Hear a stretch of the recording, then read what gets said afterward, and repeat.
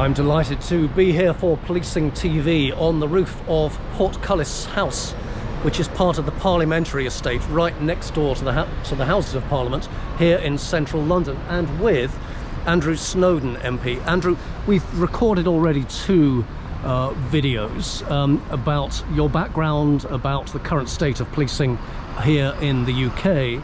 In this video we're going to hear from you about the future of policing. So what do you think are the future challenges for policing, and what are the future opportunities in policing, focusing on the UK but perhaps going a little wider than that? I think it's really good that we're doing this third video, because actually politicians are often very good at diagnosing the problem without coming up with solutions on how you actually do something about it. And I think broadly the areas I think are a priority for policing and improving policing, yes, don't get me wrong, we could probably spend an hour talking about all the micro projects, all the different things that could be done around paperwork, around bureaucracy, around all those things to improve efficiency and make police officers' lives easier. But in terms of, you know, I'm a parliamentarian, in terms of a national policy level, trust and confidence is absolutely critical going forward. I think it's been a couple of years now of some quite torrid headlines for policing in the UK, some deserved, some very, very undeserved.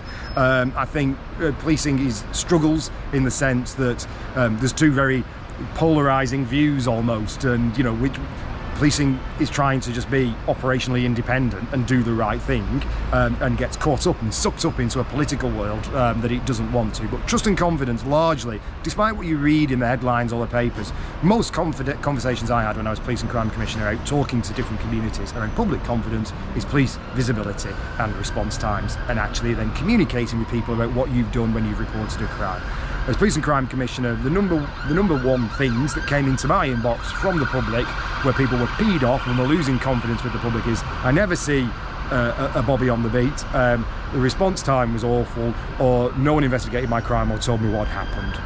And making sure those three things, which have been huge focuses for the Association of Police and Crime Commissioners and the National Police Chiefs Council, are as efficient and as effective as they can be. And that goes into a broader conversation about resourcing. We talked about the state of policing in terms of technology and digital capabilities.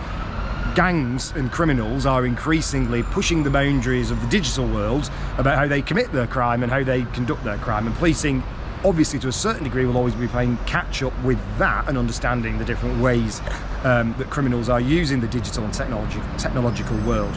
But equally, it's about policing capabilities as well, and about those big national programmes that are needed to break down a lot of the data boundaries, not just between police forces. And I think one of the things that's easy to fall into the trap of doing is just viewing policing as the policing sector.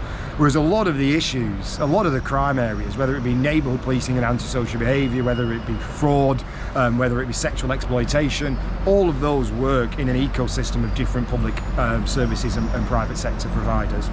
And making sure that technology is harnessed to be able to increase efficiency, but also increase proactive capability. I mean, as PCC, I was not shy about saying go get them. It is very much about actually how do we enable the handcuffs to be put on more criminals, or more crimes prevented in the first place, for example through fraud, looking at patterns and that data, and making sure that we can help support businesses and individuals in being more resilient. So what I've heard so far is a focus or priority for trust and confidence, the opportunity for technology further to assist policing and the wider community in delivering safer communities and successful investigations.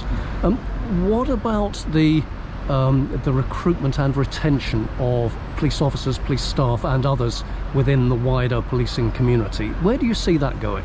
I think you've actually touched on a really important point, because all the technology in the world does not replace whether people see a Bobby on the beat. It might help make the policing system more efficient so they can spend a bit more time on the front line, but actually in terms of the number of police officers we have dedicated to neighbourhood policing, response policing out there, well, yeah, let's just go and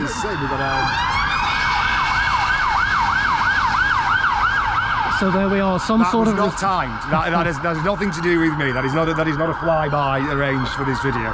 And I think so. There's a number of things on this. So one of them is around recruitment and where police forces recruit from. I was very, very vocal very, very early on. The degree-only entry was wrong.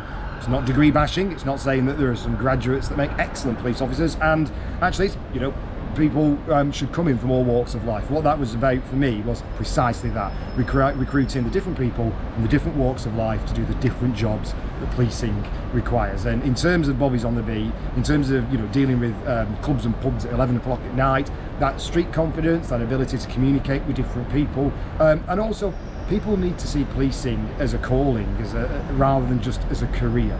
You know, the vast majority of police officers who join policing will still be at the rank of constable when they retire, and that is a calling. That is a lifelong commitment to public service and keeping communities safe. And yes, you know, there are elements of the professionalising policing agenda that I agree with, but equally, it is about remembering that, and it has a knock-on effect on morale, on retention and recruitment and other areas. It is remembering that we want to recruit people to be on the streets out there dealing with people with confidence and the ability to communicate with them on a daily basis. So there is much in British policing that, using the term that is regularly used here in the UK, British policing best in the world. So lots that British policing may be able to provide to forces elsewhere in the world as examples of good and excellent practice. There will also be areas where there is an opportunity to learn from other jurisdictions.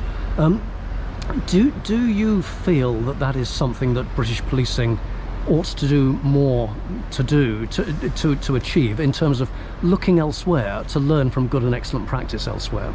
Yeah, I think British policing is very good at sharing best practice amongst different constabularies and police forces, about coming together. God knows how many times I was at the QE2 Centre whilst I was Police and Crime Commissioner at a just conference over there, a conference or otherwise, bringing people together. But actually, you're right in terms of learning from other places around the world. And again, I go back to something I said earlier in the video.